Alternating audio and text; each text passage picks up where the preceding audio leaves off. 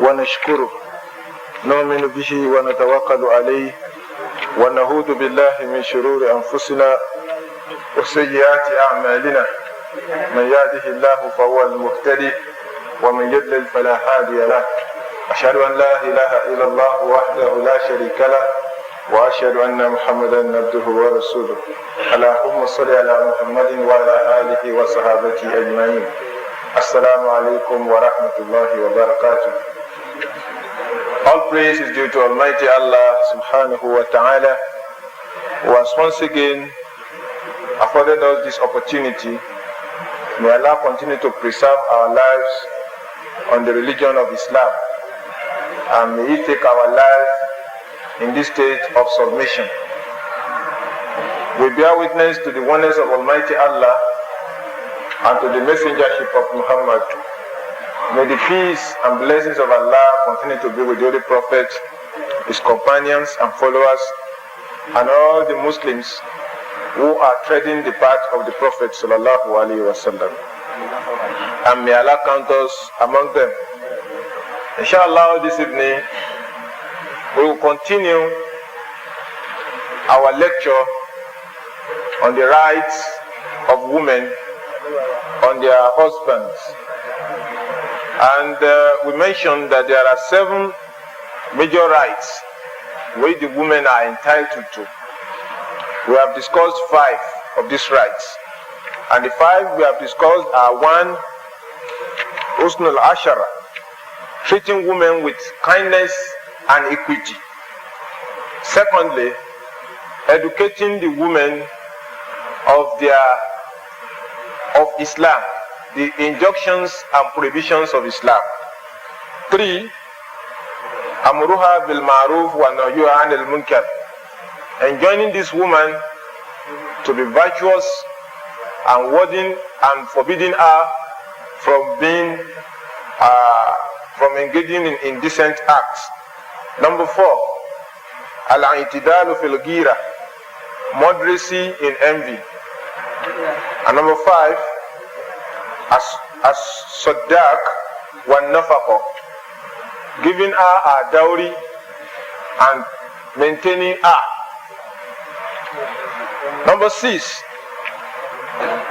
Al-Adl fil Qasm bayna akthar min zawja, that is, justice in sharing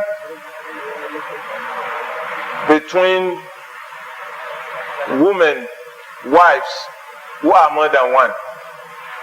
That is, in a state of polygamy, when a man has to marry more than one wife, how should he treat them without incurring the wrath of Allah subhanahu wa ta'ala on Yawm al-Qiyamah? And we would like here to see or to mention some of the Islamic injunctions that have come under ceaseless attacks, both from without and within. You wonder that Muslims at times themselves, they will attack Islam. They attack Islamic injunctions. And why they do so, we know. And we are not surprised. One thing we must know is this: Islam, being the last revelation to man, and because of its domineering traits over all other religions, the Orientalists have taken up their pens to castigate Muslims and to attack Islam. يريدون ليطفئوا نور الله بأفواههم ويأبى الله إلا أن يتم نوره ولو كره المشركون. It is their wish to extinguish this light, but Allah subhanahu wa ta'ala refuses. And it is his right to do what? To perfect his light. Even though the enemies may abhor this. They have attacked the institution of Ziyada to Zawja, polygamy, or Ta'andud Zawjat, polygamy. They have attacked this. They have attacked the institution of Jihad. They have attacked hijab. See? And they have even attacked the Islamic penal law. Just about some few days this week, we read in the newspaper that 5 Nigerians were beheaded in Saudi Arabia for committing murder and burglary. Well, it's quite stated in the Quran. That's the Sharia. But you see those people whose hearts and minds have been conquered by Shaitan, they want to attack this. And why don't you just imprison them? Imprison them so that when they come out, they become hardened criminals, and then they come and hold the whole society into ransom. No. The punishment of Islam is deterrent, so as to scare people away. And that is why Saudi Arabia is about the only country that has the lowest rate of crime in the world. The lowest rate of crime, relatively, in the world. Because it is not a matter of going to court to wasting time and resources. Once you cannot prove your case, the law will take its course. And it's not subject to appeal. You don't appeal against the verdict of Allah. You don't appeal. You don't appeal. But as Muslims, we should not be apologetic about Islam.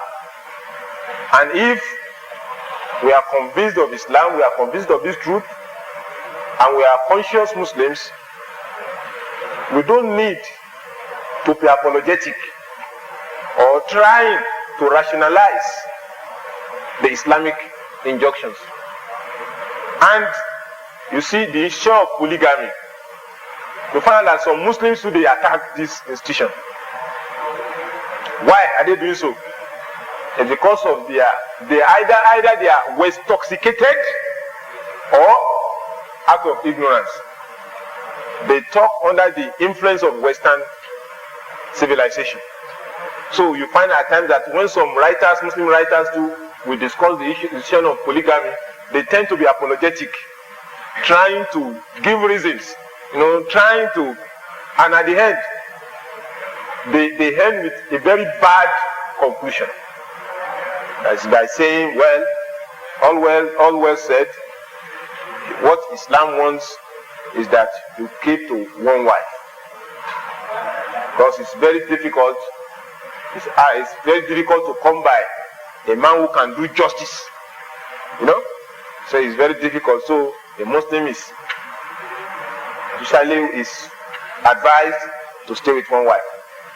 Forgetting that staying with one wife is conditional. The instruction itself, the rule, is polygamy. The exception is one wife. Do you get that? The rule is polygamy. And the exception is one wife. So that says, marry as much as you can those women that are pleasing to you. Allah start with two. That's Quran chapter 4 verse 3. Masna, 2. Allah did not say 1. Wasulata, 3. Waruba, or 4. Wa in khiftum Allah ta'adilu. If you think you will not be able to be just for wahida, then 1. Can you see now? Very clear. The rule is polygamy. The exception is monogamy. But you see the Muslims today, under the influence of Western ideas, they tend to look at this, or either they feel ashamed or they are ignorant. We can't be, history and realities have justified the Islamic stand. And we shall address the issue of justice, because there is a particular verse in the Quran that these people will hide under to tell you you cannot be just. And if you cannot be just, then why do you go after it? And the marriage of Rasulullah sallallahu to more than 4 wives also too, they have come under a very ceaseless attack of the Orientalists, that if this man could marry 11 wives and he told his followers to marry 4 wives, what kind of a man is that? A'udhu billah.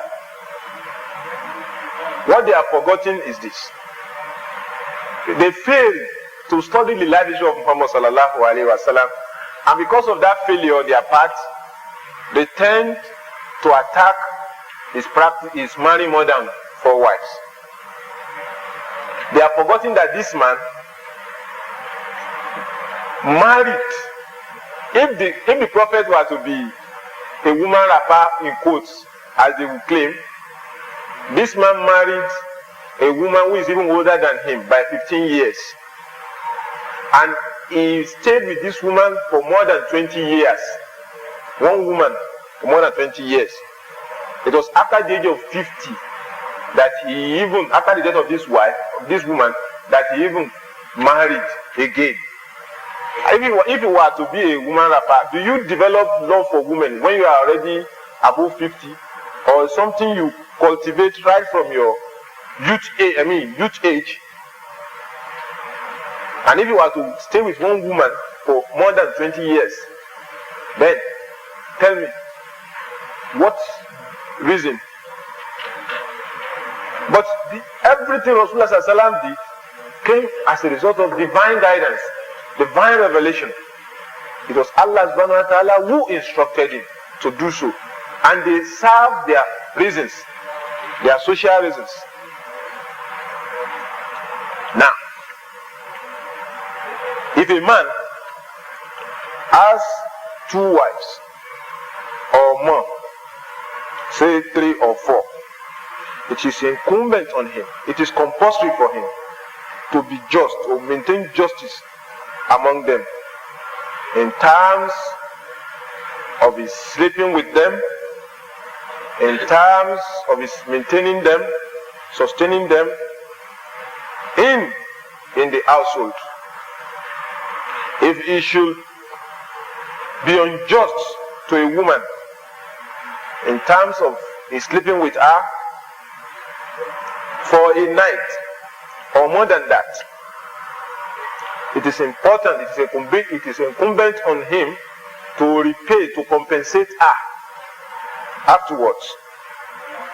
Because if he does not do so, it will be tantamount to a debt on him, on his neck, except the woman herself gives it to him. Because we have the instances of Zaydatu Sauda, the wife of Rasulullah sallallahu, who decided on her own to forfeit her nights for Aisha. That the Prophet, she gave Rasulullah sallallahu the permission to stay with Aisha, and she never cared whether Prophet slept with her or not. Similarly, if the man gives any of them more money than the other, it will be tantamount to injustice. If you give any gift, material gift, harsh or kind to a woman more than others, that will be tantamount to injustice. And when we talk of maintenance, it entails the issue of shelter, clothing, and feeding. We should feed them equally, clothe them equally, and shelter them equally. Don't keep one in the slums while another one or others are living in luxuries. And when we are talking of maintenance, we are talking of maintenance in terms of what man can afford, what man can do, what is within his capability. Anything outside his capability is overlooked by the Sharia. Because perfect justice does not lie with man. In terms of love, you cannot love two women equally. It is impossible. Just as you cannot love your two children equally, you will always have a favorite among them. This justice is only attainable by Allah subhanahu wa ta'ala, who is the Lord of perfect justice. So, but what the Sharia frowns at is for the man to forsake one woman, or to show to the other woman that I love her more than you. Do your worst. See now, this is frowned at by the Sharia. If you love one which is natural more than the other, you should not show it. You should keep it. Except you are ready to set your house ablaze. Except only you are ready to set your house ablaze. You will show one that you love her more than the other. Because what Islam is telling you, that you must know what you are going into. And you must be prepared to face what it entails, the demands. And you must not be too sentimental as to make you to neglect one woman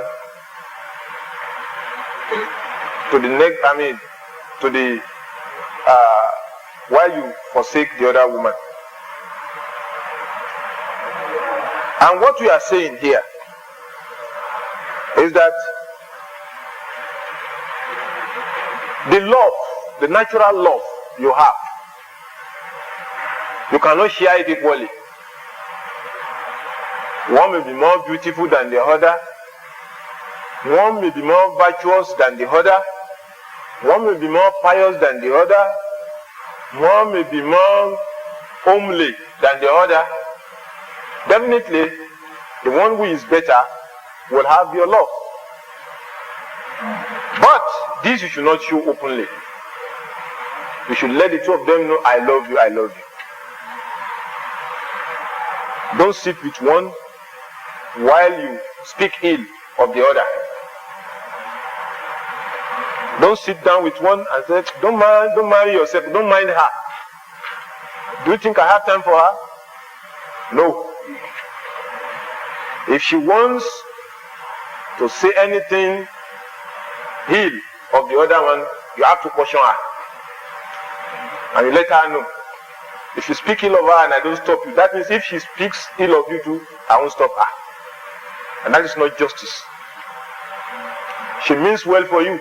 She's your second. She thinks she means well for you. She speaks well for you. You know, because it entails, you have to have some political sagacity to cope with it. You should be able to cope with it. It entails a lot of politics. And Though this one is not dirty politics. It is legal politics. Clean one. Because on Yawm al-Qiyamah, everything you do, you are going to account before Allah subhanahu wa ta'ala. And as we said that the law or the justice that people are using to claim that justice is not attainable by man, Rasulullah sallallahu alaihi wasallam cleared it. That anytime he will give his wife anything material, he will tell Allah, he will pray, Allahumma hadha jahdi fima amlik wala taqata li fima tamlik wala amlik. Oh Allah, this is my own effort that I can accomplish, that I can afford. This is an effort I can afford.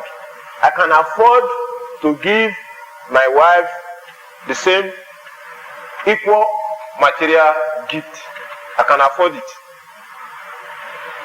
This is what I can afford. I have no power to attain what you alone can accomplish. I can't do it. So if Rasulullah sallallahu could say this, it is more or less telling you and I that to maintain justice or perfect justice in terms of love and affection for our women is not attainable. If Rasulullah could not attain it, who are you? Only Allah subhanahu wa ta'ala is able to do that. And what we must know in this regard is that there was what you can call healthy rivalry among the wives of Rasulullah sallallahu alaihi wasallam. It was the practice of Rasulullah sallallahu alaihi wasallam to visit his wives in the night. And during his last days, when he was sick, all the women, they met and said, why don't we allow the Prophet sallallahu alaihi wasallam to stay with Aisha, to stay in our room, rather than going about? And it was in the room of Aisha Rasulullah sallallahu alaihi wasallam breathed his last. They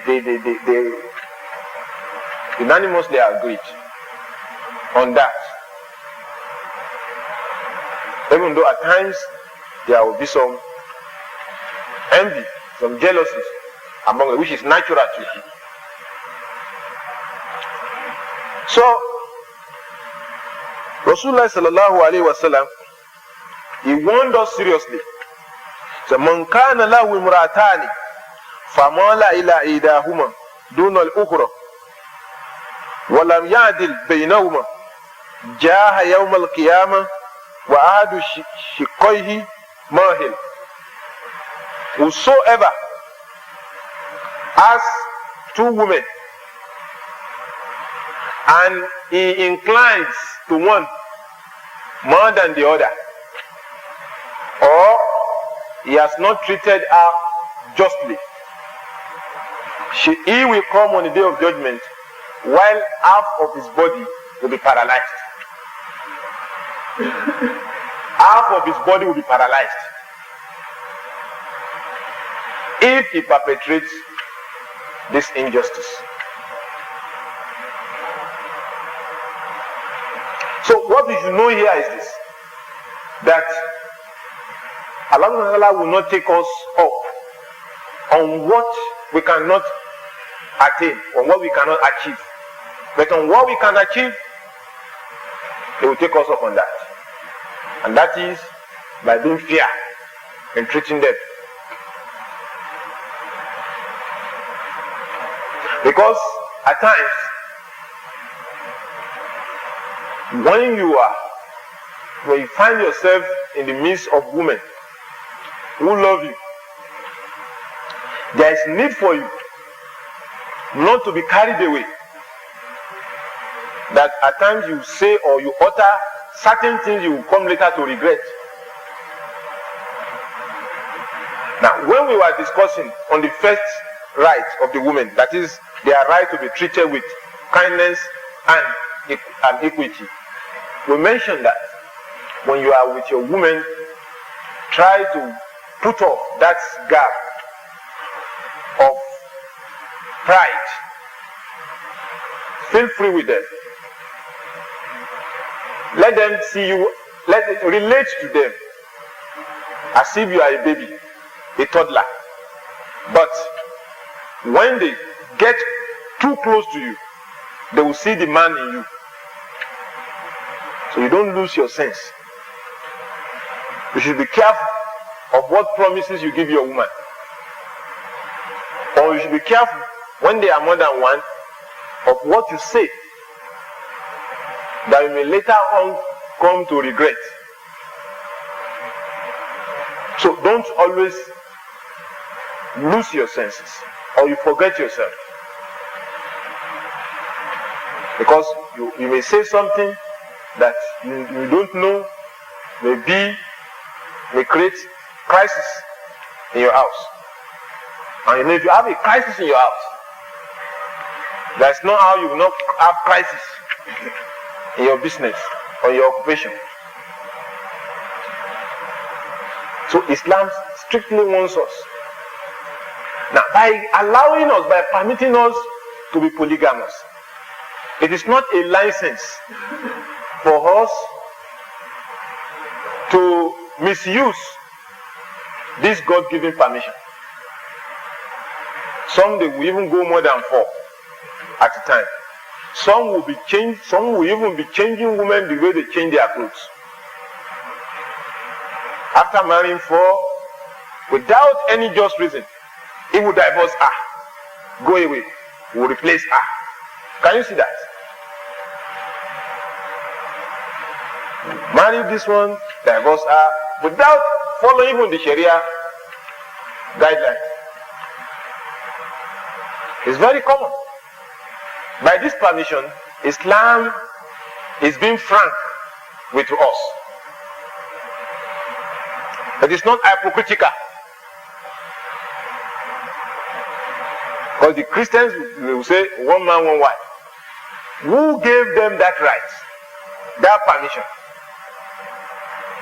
Definitely it was not Isa alayhi salatu wasalam. It was Paul. It was Paul. And Paul was not one of the disciples of Isa alayhi salatu wasalam. But he was 1419 man who came and confused the so-called Christians. Isa did not marry. For him to have even show them one man, one wife. But this is what they have chosen by themselves. Nobody has imposed it on them. And it's a lie. They can't achieve, they can't cope with it. Because Allah Ta'ala knows us more than we know ourselves. He knows what we need. So as not to put our emotion, our passion under too stringent restrictions, Allah has given us that permission. So that it is better for you to have women living under the same roof. Not that I will be known to have been married to one woman, but I'll be having concubines outside, girlfriends outside. And at times some of these girlfriends, they have children for the man, and the wife at home will think my husband has one woman. I'm his only one wife. So after this man dead, then they come, other women will be surfacing. And then there will be crisis, court cases. So that the woman now will now be cursing the man, wherever it may be, either in Jahannam or wherever. But Islam is not hypocritical. You are permitted to marry another woman if you so please, and you feel you can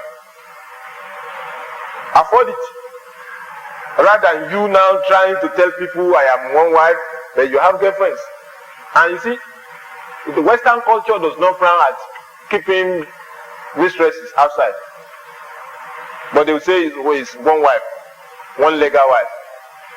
That if you are married under English law, and you marry another woman, while that marriage still stands, you will have been guilty of bigamy. And it is a punishable offense.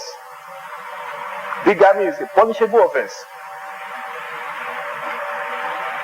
And that is why they can afford to open hotels. If you are tired with the woman in the house, you can go to the hotels. And that is how the crimes flourish. Crimes flourish in a society. And immoralities.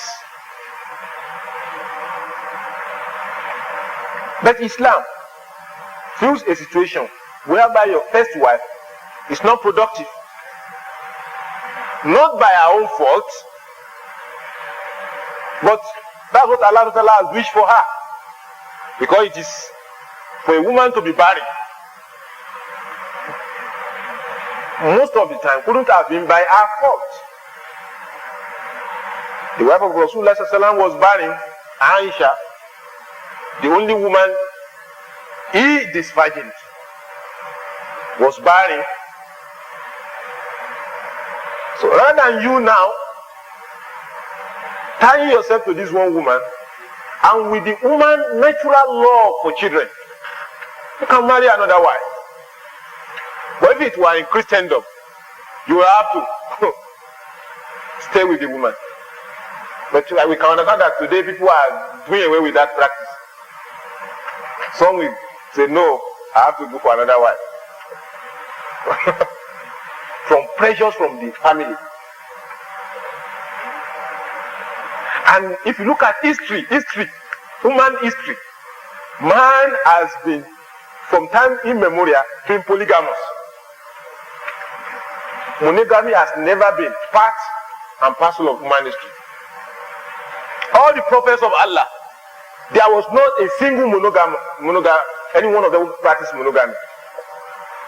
Not a single one of them, maybe except Isa, who did not even have a wife in his first coming.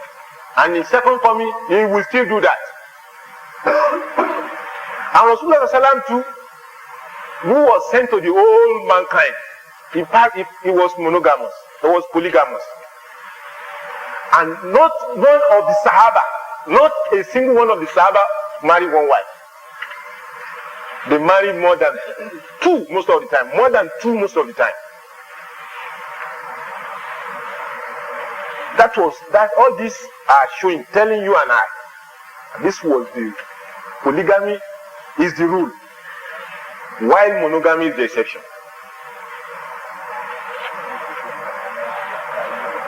Because Islam is not, it keeps, you are free.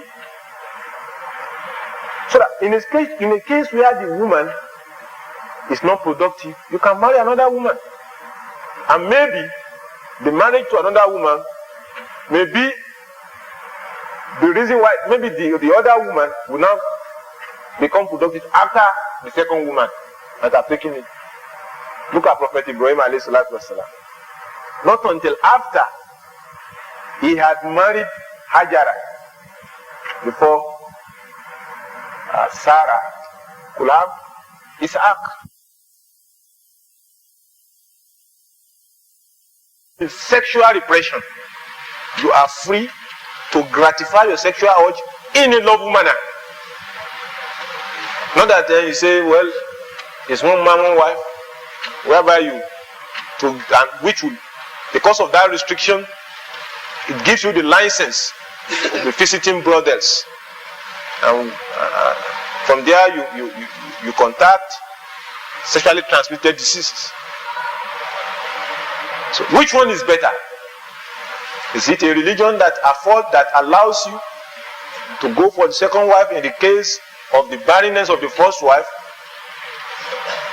Is it the one that is better, or the one that ties you to one woman?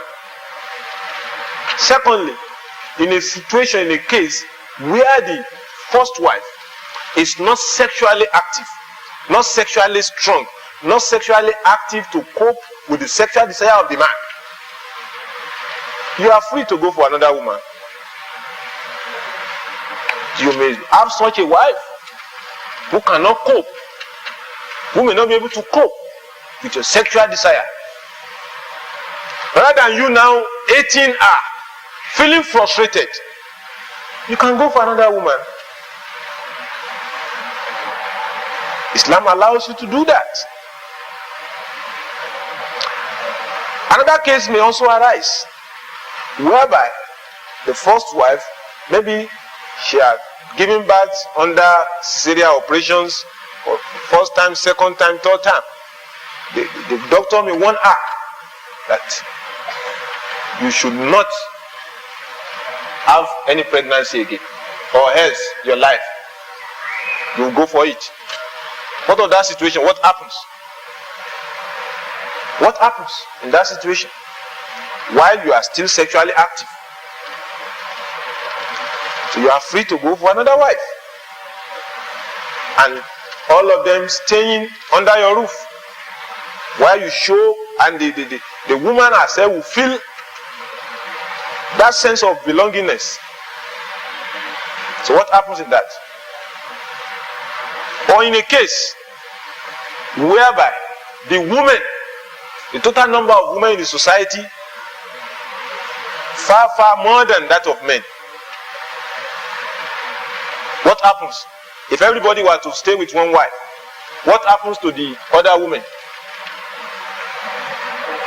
What happens to them? If your own blood relation were to be one of those women, what will have happened? Will you prefer that she stays alone, lonely, no man to marry her, or be frustrated to go and be a housebreaker or a prostitute, or what? Common sense says that those of you who already have, who take all these women inside, will you prefer that your wife, your blood relation, maybe your sister or your daughter, will you prefer that she's married to a man, responsibly married to a man, or to remain alone without a husband? So common sense determines that you should go for another wife. So these reasons I am giving are not the reasons that Allah has given in the Sharia, but this common sense, you can't fault it. Is reality, is a reality. It is happening. It is not a makeup. It is happening every day of our lives. And that is to tell you the wisdom in the injunctions of Islam. You can never find any Islamic injunctions to be repugnant to reason, logic, and science. Not a single injunction of Islam you can fault or you can criticize. If you think wider, you reflect over it, you pick one or two wisdom from it.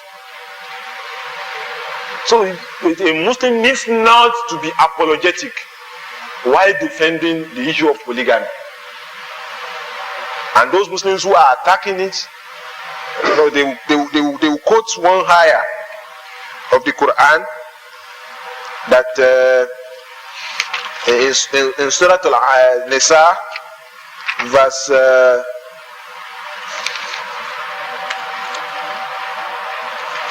Surah Al-Nisa,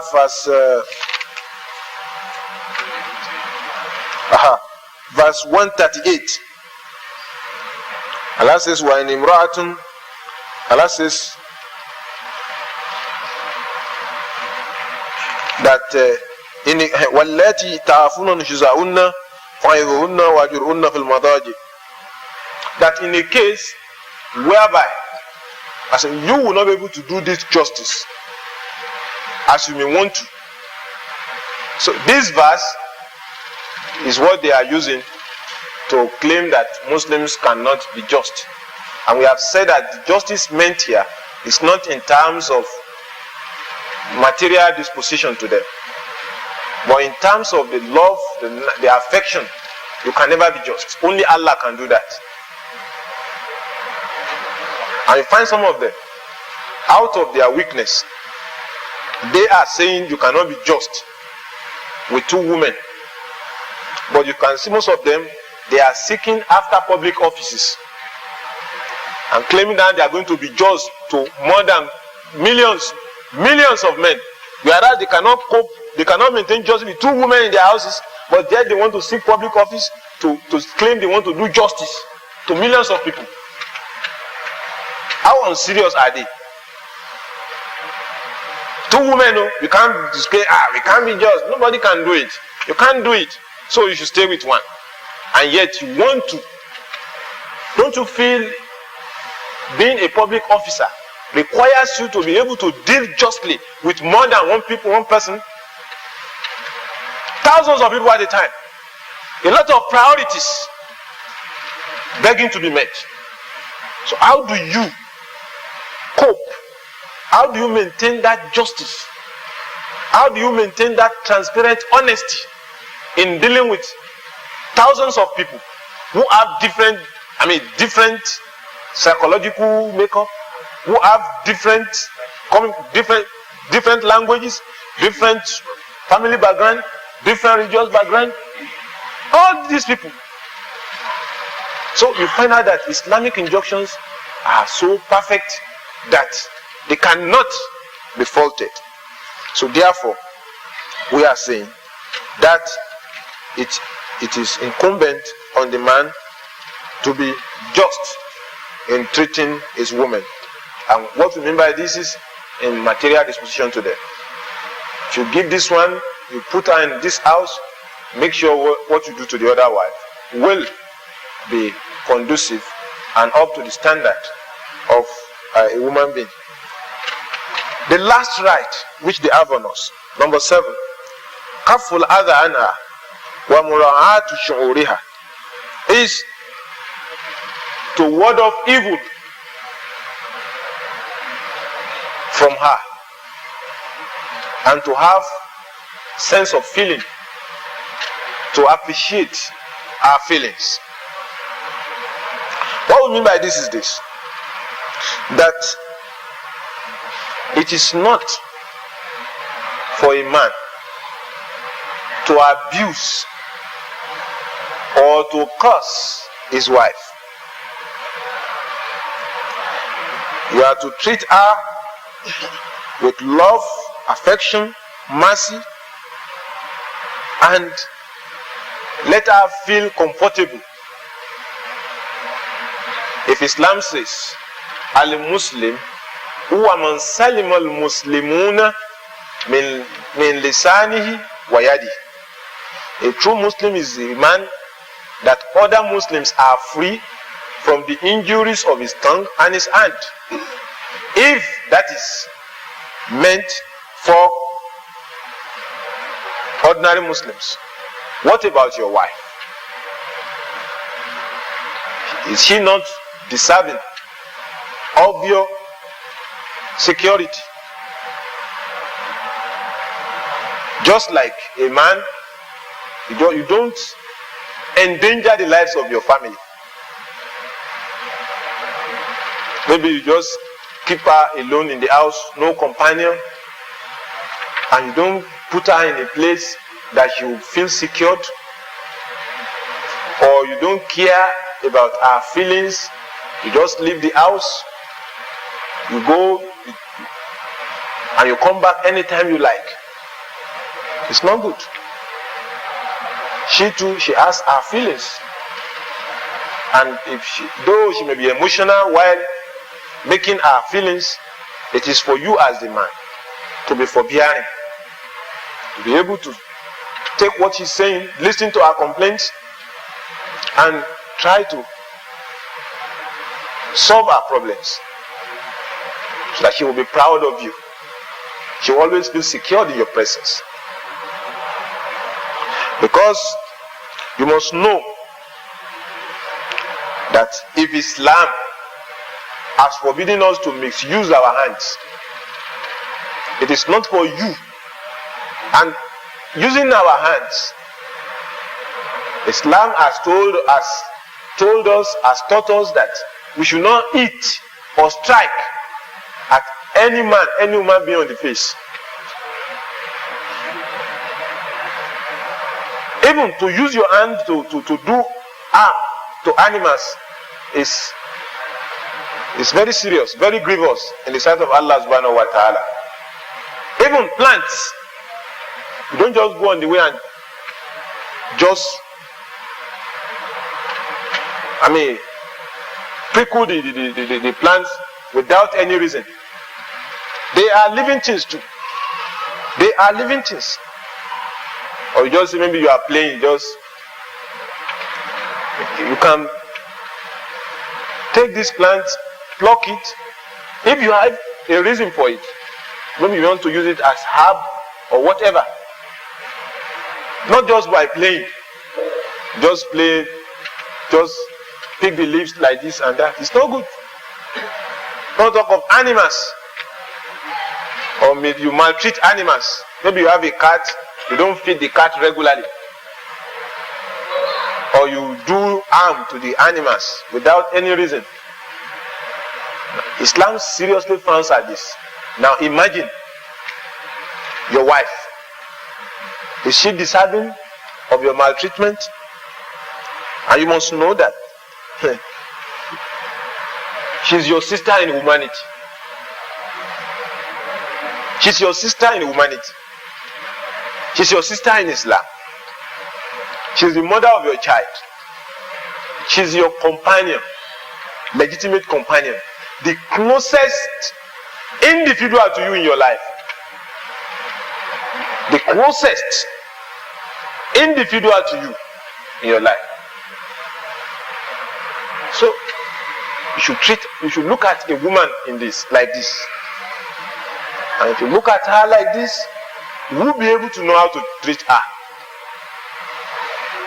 But what is very important is, as the man, it behoves you to be having a regular session with your wife or your family. You discuss, you do the tafsir of the Quran in your family. Maybe it's a weekly affair. You preach Islam to them. See, the thought of these will always make them be conscious that they are Muslims and they have got to treat their husband as such. Because that will have cut their wings of stubbornness. It is your duty to enlighten her, educate her of her rights on you, so that she can remind you when you forget. And then you should let her know your rights on her, so that you create a mini Islamic state in your house. You create a mini Islamic state in your house. If the society is chaotic, is anarchic, at least that's Islamic expectation. The Islamic desire of a society should be demonstrated in the four corners of your apartment. And how can you do this when yourself too is wanting in terms of your attachment to Islam? So there is no harm in you passing across what you have learnt in the mosque to your wife. There is no harm in that. You are enlightening her. There is no harm for your wife to pose a question you cannot answer and you come to ask in the mosque. There is no harm in that. All you are doing in order to create a very peaceful atmosphere for yourself in your house. And as we embark on this, inshallah, we and our children will have, will enjoy it, and it will be a source of rest for us at our old age. Because you will have not the amount of Western education you bequeath to your children. That is really important. Not the amount of money you can spend on their feeding and their clothing and all the rest. That is important. But the amount of Islamic education you give them. Because when you give them Islamic education, you will enjoy them and they will enjoy you.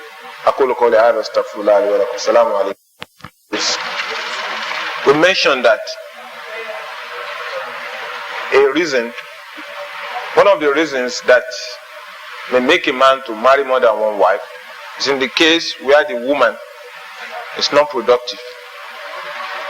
Now, what about if it is the man now that cannot produce? What happens?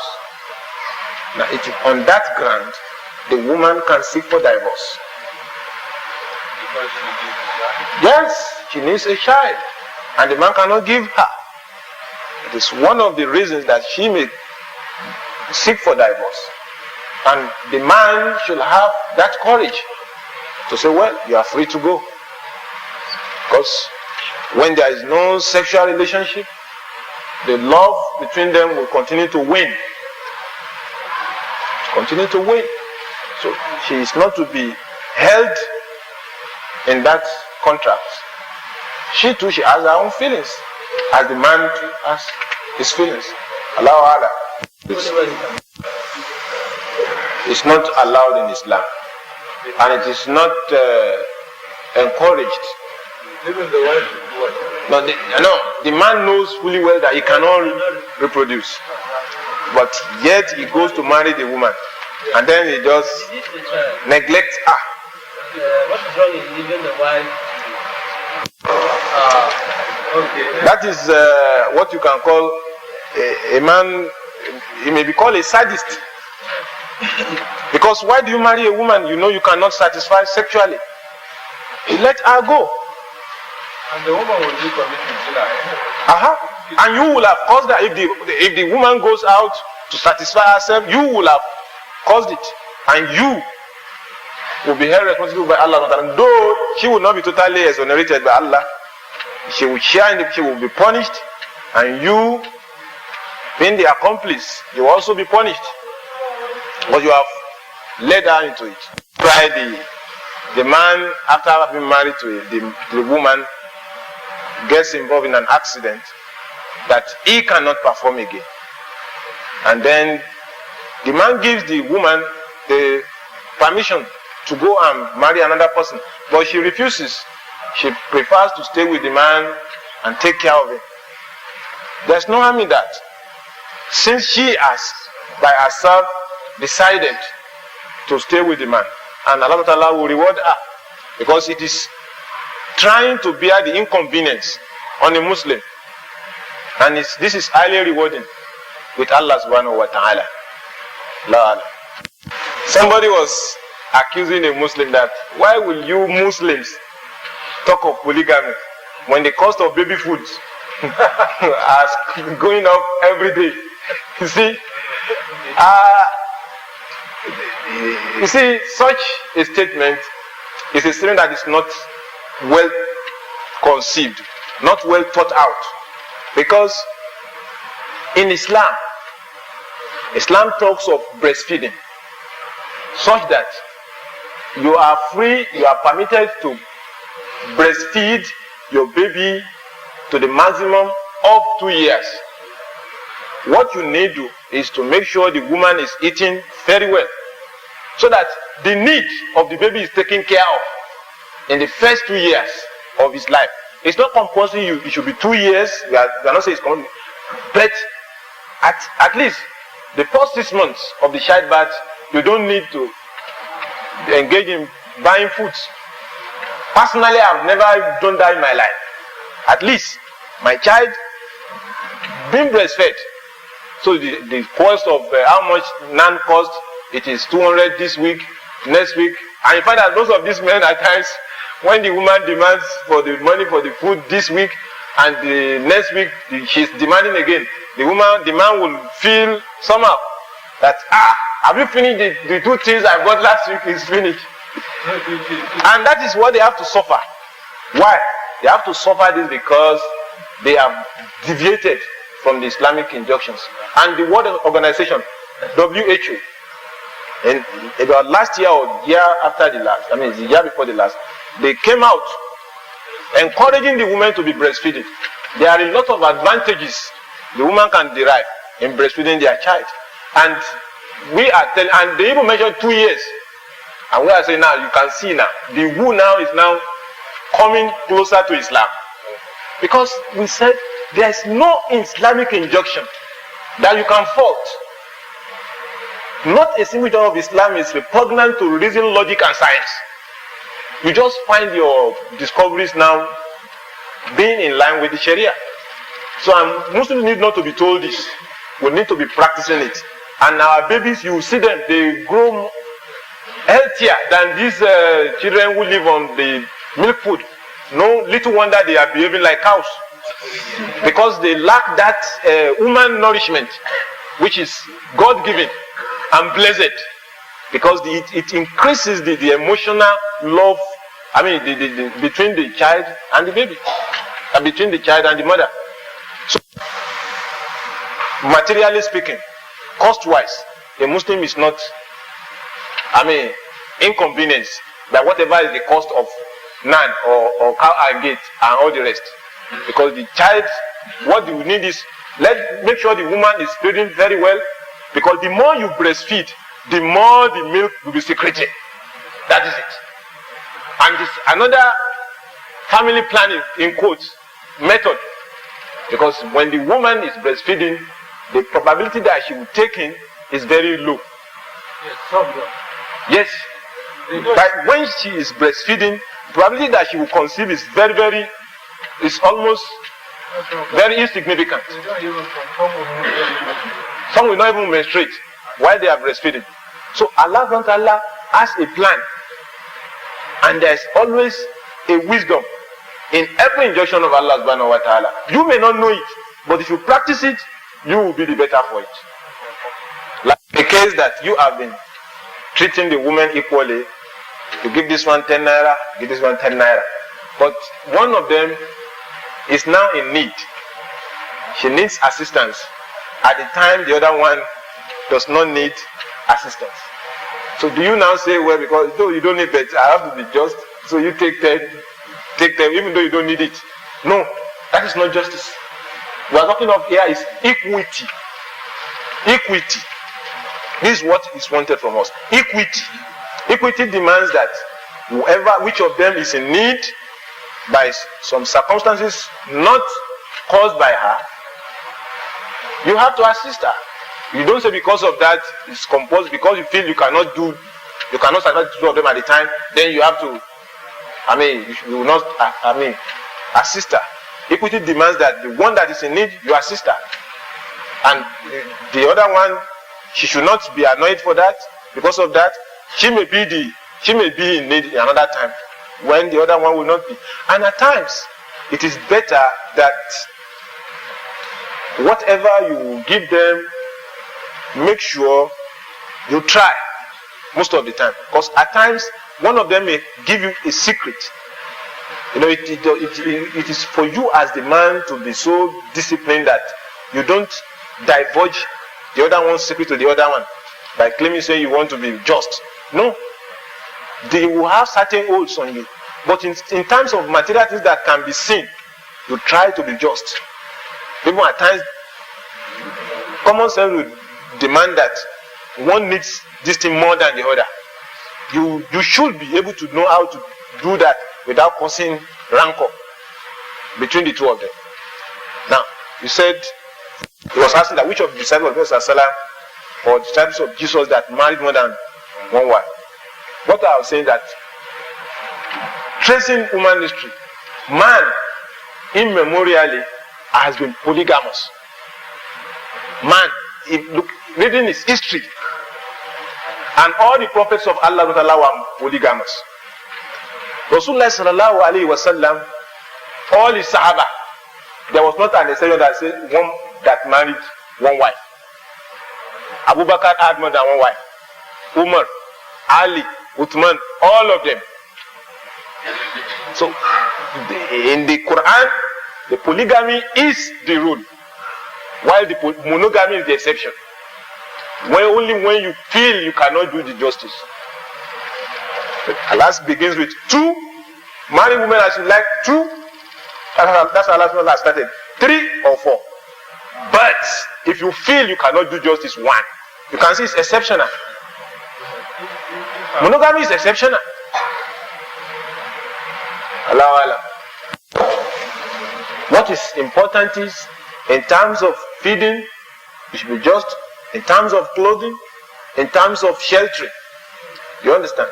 You make sure that you put them in a very conducive apartment where you yourself too will be living. Where you will be, because Allah says, "Askinu min aisu sakantum min wujidkum, wala tudorruunna litudayyiqu alayhinna." So you put them where you are living. You understand? It's not. You may not have that spacious apartment to contain the 2 of them in the house. There's no harm if you rent another apartment for the other woman. Just make sure that you spend the necessary time with her. You give her her needs, you take care of her needs, and you are okay. In accommodating more than it is not for Islam to say 3-bedroom flat or a duplex. I'm not talking about that. If you are really having more than one, are you supposed to really keep it? Say you are in the house. This is room, this is another room. You simply keep one here and one here. Is that what Islam says? No, Islam does not say that. So that is why Islam does not say compulsorily, whether it is conducive or not, put them under one roof. If putting them under one roof will not bring about peace, or to avoid frictions, it is better you put them separately. But what is important is that you as the man must be able to spend equal nights with them. If it is going to be weekly affair, don't overstay. Because if you overstay, you cause problem. So it's a weekly affair or daily affair or monthly affair. It has to be agreed amongst you and your wife. أقول قولي هذا استغفر الله لكم.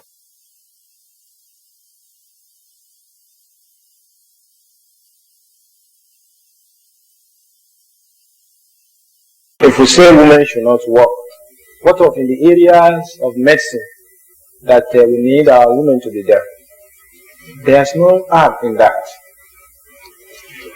It is the responsibility of the Muslim community to create a conducive arrangement that will enable the women to render the social duties in such a way that it will not jeopardize their marital assignment. You understand? The program should be so structured that the husband of this woman will not miss her. You understand? It is not like now if you want to... Every Muslim woman should be educated. But if you look at our own educational system, a married woman hardly can cope with the academic programs. You understand? So it is the duty of the Muslim community to create a very conducive atmosphere for the woman. Maybe it's like shift by shift. Not that she will go from morning, she will come back in the evening. If she's going to spend 2 hours or 3 hours, alhamdulillah, and the husband too should show understanding. It should not be so strenuous that our household core will be suffering. Allah. It's normally in the nikah ceremony, the father or the representative of the groom will bring the dowry and will present to the father or the guardian of the bride.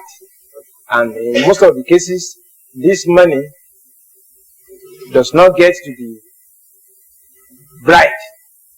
Who is to be held responsible? Is it the husband or the family? Well, the husband has fulfilled his own duty to pay the dowry, and he must trust the man who poses as the guardian of the woman. Now, if the guardian of the woman now betrays that trust, it remains him and Allah subhanahu wa ta'ala. He is a thief. No other name for him. Because Allah said, وَآتُوا نِسَاءَ صَدُقَاتِهِنَّ نِحْلَةً. It's their free gift. It's theirs. The woman's, the wife, is our right. And it is compulsory. She must take it. Because that is what makes our privacy halal for the man. If you have intercourse with a woman, you have not paid dowry, you have committed zina. So the money must get to the woman. Steals the money of the father. You don't cut his hand for that. But that is not saying that you will not give him a milder punishment. Stealing is stealing. Once he has not taken the permission, you understand? The Sharia provides a milder punishment for it. Because if the parent now steals, now like the dowry of the girl, because the dowry now is her right, which Allah has given to her. Now if the father is now going to take, the girl should be informed. This is what the dowry you have asked your husband, I have collected it. Do you permit me to spend from it for so reasons? Not that you just take the money and you keep a bold face. You have to let her know. So in such a case, if the man steals it and the girl lodges complaint to the court that my father has taken my money, though the father's hand will not be cut because of the relationship between the two of them, but they will still rebuke him. They will still rebuke the father so as to discourage such a thing. Because if you say it is his daughter now, he can do whatever he likes. Then you find out that most of the time there will not be properties left to be inherited. If the son says, well, they say my father's property is my own, you just find that one son will just go away with all the properties of the father, and other members of the family will be left with nothing. That, you see, my brothers, in Islam, la yukallifullahu nafsan illa wus'aha. If the father says, well, I have spent enough, and I should recoup what I have spent, and this dowry they have brought, I can use that to make up for what I have spent. Wallahi, because it's our duty to marry, to let the daughter marry, it's our duty. So whatever he spends in that, Allah will reward him for that.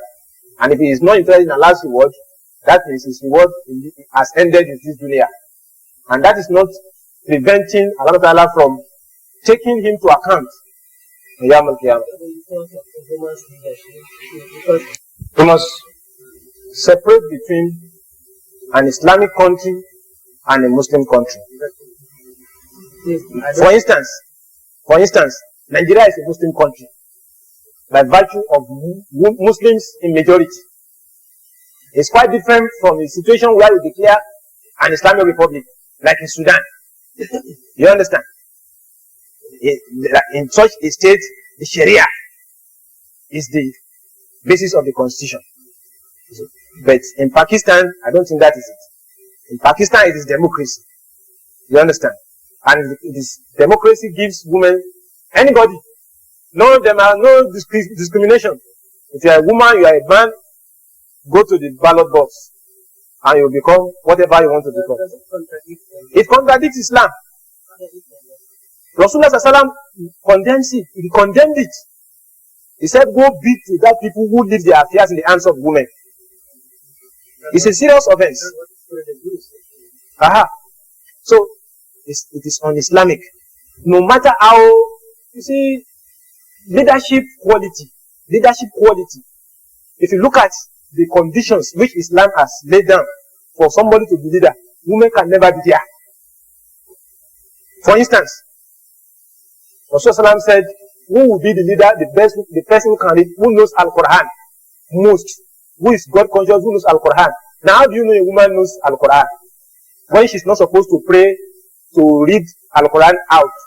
When she's not supposed to even lead where men and women are standing. So how does she come out to say she's the best? So they will not even, though they can contribute towards the progress and development of the nation through wise advice they give to their husband. There was a time Rasulullah Sallallahu in Treaty of Hudaybiyah, when the Muslims and the Meccans have just signed the treaty, the pagans, some of the Muslims felt that the conditions, the agreements in the treaty favored the pagans than the Muslims.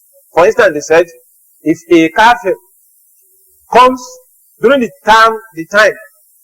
duration of that treaty, if a kafir joins Islam, the Prophet was supposed to send him back. And if a Muslim goes into paganism, they should leave him. No, this appears to be, it's unfair. So some of the Sahabas, they were confused. Why should we concede for the pagans? Are we not Muslims? They started to doubt Rasulullah Sallallahu.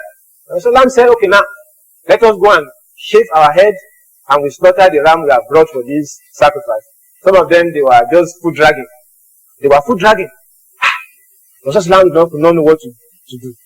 So he went home. You know what he said? So his wife, Salama, came to him and said, what's the matter? Rasulullah said, my people are ruined. I instructed them to sign it, they didn't do it. Then, you know what the man said? The man said, you know what you will do? Go out now. Shave your head. Now, take the ram, slaughter it yourself, and see what will happen. So Rasulullah Sallallahu came out, did as the wife said. As he was struggling with the ram to slaughter, his husband was, let's stand up and assist the Prophet Sallallahu. They felt ashamed that why should we leave the Prophet of Allah struggling like this? We should come to, so everybody said, it is for real. Let's stand up. They all stood up and they did as he has commanded them. These are some of the roles the women could play. You understand? By assisting their husbands privately. And the husband too should use his sense. You don't now bring all the cases, all the affairs to your wife. And said, well, this is what we discussed, this is what we said, this is what we said, what is your opinion, madam? Umar said, you may consult with women on issues, but don't take their advice. Don't take their advice. Consult them, but don't take their advice. It's in the Islamic Sirah, in the life issue of Umar bin Khattab, radiallahu anhu. You separate with your wife.